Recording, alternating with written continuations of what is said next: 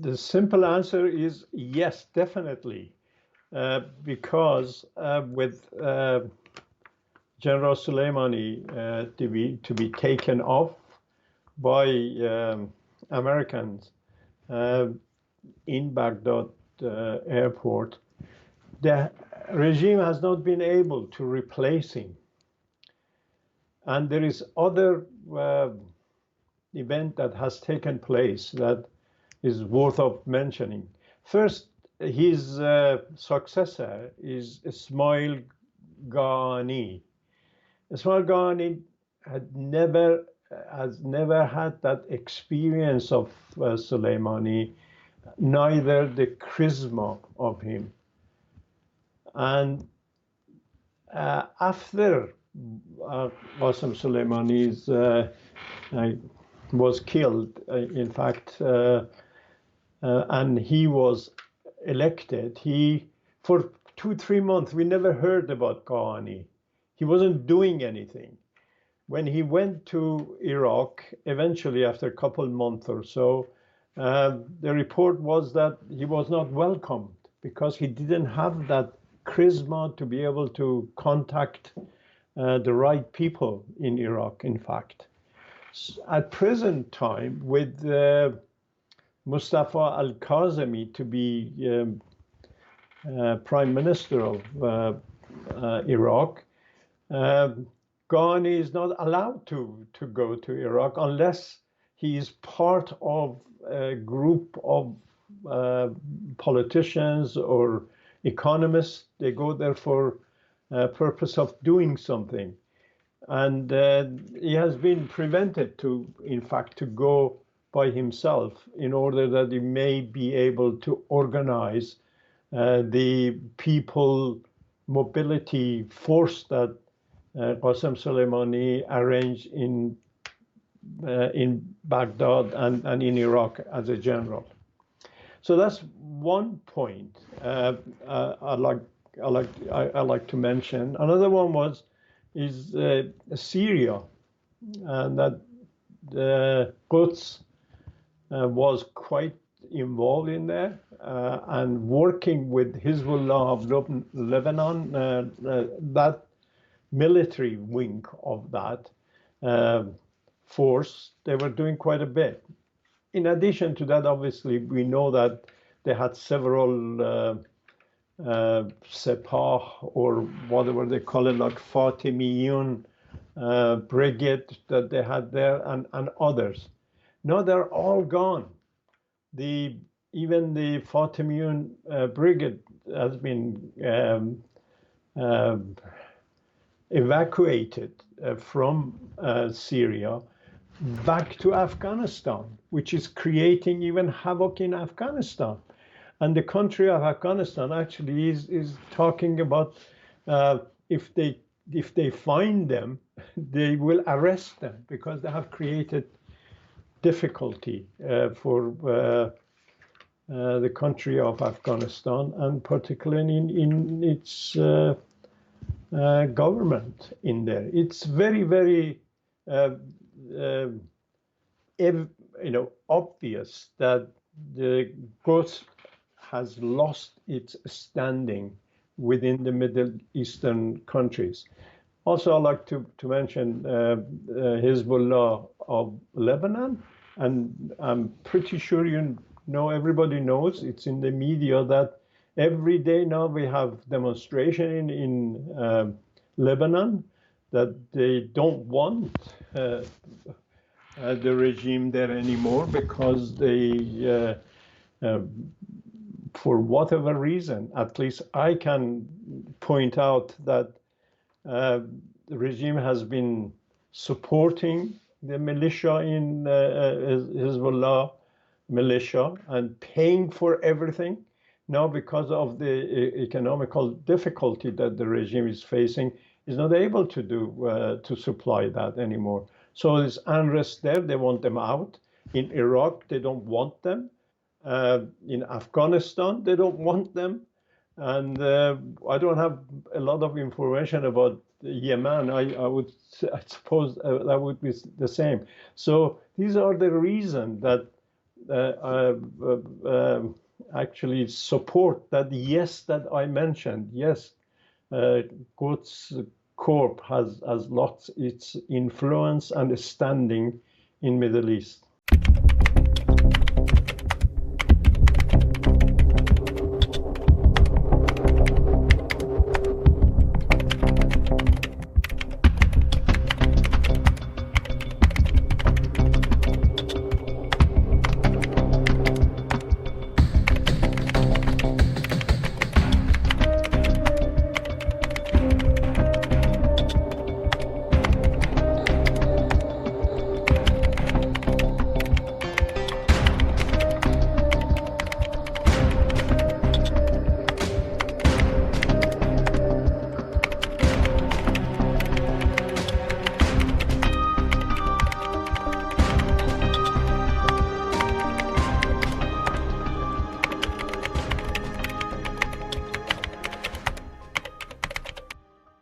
I agree with you. Yes, the Revolutionary Guards, they are now concentrating their efforts in politics as well as it was in economical power base in Iran. They are, as you rightly said, nearly in Majlis of Iran, the parliament, but 80% of the MPs, the member of parliament, are either Revolutionary Guards, commanders of one way or another, or hardliners of Islam. And if I mention that since inception of the Revolutionary Guards, they were somehow, they made them to be involved with the finances, economy of the country as general, and they established their power base in Tehran, which was called Qarargah Khatam al-Anbiya, means Khatam al-Anbiya base, and they started influencing the government economy and contracts. And it is well known, I'm sure, at least all Iranians, I'm pretty sure that the media of the West in general, they know it, that they were involved in oil discovery in the Persian Gulf, and they allocated so much billions of dollars to them to develop that drilling for the gas extraction, oil extraction in the Persian Gulf, that they never delivered that completely either. So they are in almost every area of activity in Iran. Now the Revolutionary Guards, they have got a point of power, exercising influence, and actually, if I may say, is robbing the people of Iran completely. And there is no establishment that ask question from these people and make them responsible to respond. There is absolutely not, because they are the government, they are the power, and they are the economists, they are whatever you may wish to name. So it is, yes, they have spread themselves now and I wrote an article, in fact, that I said a creeping seems to be a creeping coup d'etat that they have made in Iran in politics and also in the economy. It is. The answer is yes. I could say a few words if you wish me to say about their structure, even without influencing in the politics and economy, how they are operating, in fact, in the within the armed forces of Iran, which is a sort of disgraceful, really, because it's a parallel armed forces that they have created before the Iranian armed forces.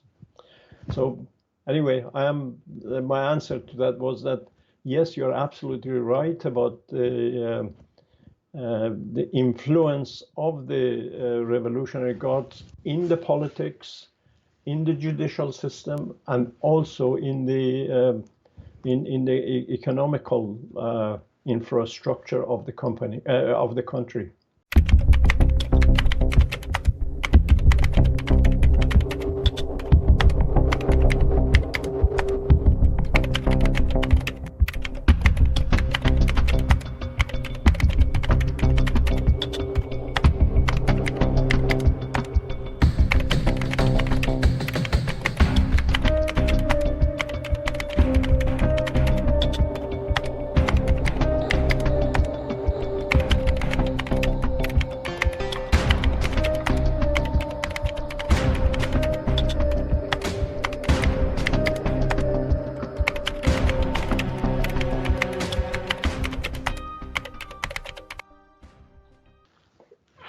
It could be. It's very difficult to answer that positively because we still don't have a clear structure of a sort of division between the Revolutionary Guards and the regular armed forces of Iran. But what Admiral Sayyari did, he did it in two stages, in fact. Last year, I recall that he was invited to Majlis, and he was interviewed by the Committee of the Security and Armed Forces, and whatever that that committee that deal with this sort of activity. And in there, he actually said to Majlis and to that committee that Iranian armed forces has been really let down by the regime, because over several years that they have allowed the Revolutionary Guards to establish their army, navy, air defense system, then the budget that it was would have gone to the regular armed forces has been allocated to Revolutionary Guards. And he mentioned in that day that he was interviewed in the Parliament of Iran, Majlis, that even the salaries of the personnel of armed forces cannot be compared with the Revolutionary Guard, because they pay Revolutionary Guard much more than they pay the regular armed forces. And then he had the opportunity, and now after the COVID-19, the coronavirus that has spread in Iran, they attempted to blame him for all sorts of things, because he was the coordinated, or has been appointed for several months now as coordinator of the armed forces within the regular armed forces of Iran.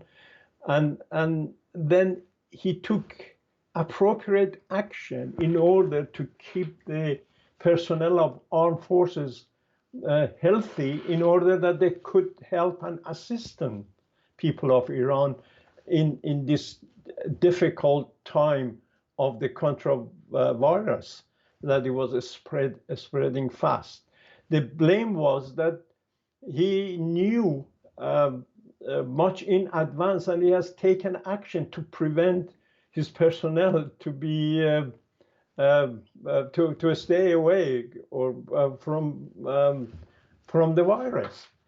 And I remember that he came up and said again in an interview that that date that he knew it was the date that the virus spread in China, and he knew it because of the transportation of the airliner, Mahan airline, that is going every day back and forth from Iran to China. It will definitely bring back that virus. And he was careful and he took action. That was the reason, not that he knew something to hide it from everybody else. And at that time, the regime, because of Quds celebration, because of the election, they did hide, in fact, the spread of virus in Iran. But he, as a commander, a responsible commander, has taken action in order that he could keep his personnel in our regular armed forces safe. And he did, in fact, and he was able then to supply support, to give order to the regular armed forces through the government establishment, to help people to fight the coronavirus. And that was that during the start of the spread of the virus. Then they started again all form of things. For example, the media, which is controlled by the Revolutionary Guards, they started to make a strong statement against him, against the Iran armed forces, and praising the Revolutionary Guard, how well they have done in supporting people of Iran during the spread of the COVID-19, which was completely untrue. In fact, the Revolutionary Guard and the Basijis on the street of Iran, the streets of the cities of Iran, in fact, they sold in black market all the supplies and help that they received from international the health organization. And he just, probably, if I was him as well, I would definitely get to the point to say, okay, enough is enough. I'm going to speak out about these people and about the wrong impression that they have established in Iran for the people of Iran. And he came out and told the people of Iran that these are not true help and support for the Iranian people. And again, he mentioned that the Iranian regular Iranian armed forces that have been really let down in the last 40 years.